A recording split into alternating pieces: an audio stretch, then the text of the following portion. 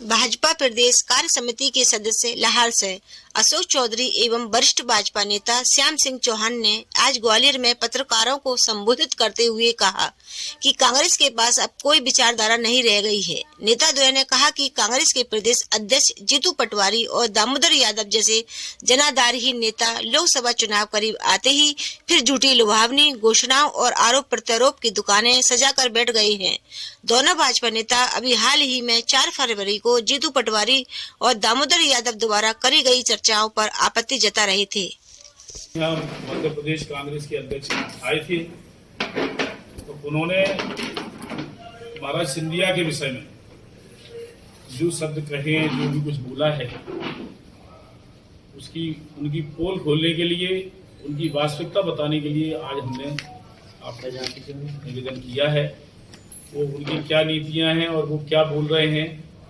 कांग्रेस के वो ढकोल संघ नेता जिनको जनता सिरे से नकार चुकी है, वो सिंधिया जी के बारे में और उनके लोगों के विषय में, भारतीय जनता पार्टी के विषय में इस तरह की बात कर रहे हैं, नरोत्तम मिश्रा के विषय में बात कर रहे हैं। कुछ ऐसे लोग भी उसमें सम्मिलित हैं जो कई दलों से रिजेक्टेड पीस है, जिन्हें कोई दल स्वीकार ही नहीं कर रहा है, बार बार चुनाव लड़ते रहते हैं, बार बार चुनाव हार जाते हैं।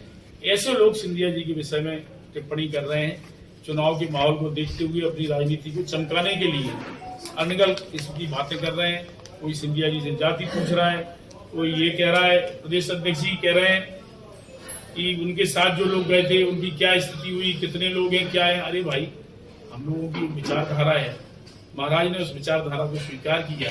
जो वहां काम नहीं कर पा रहे थे वो काम यहाँ आके इस विचारधारा के साथ जुड़ के, और जो उनका विजन है, जो विकास का उनका विजन है, वो विकास करने के लिए, जनता की सेवा करने के लिए यहाँ पूरी ताकत के साथ प्रण से जुटे हुए हैं। और उन्होंने कभी भी, इतिहास इस बात का साक्षी है कि सिंधिया परिवार ने कभी पद की राजनीति नहीं की, कभी पद की तरफ नहीं गए।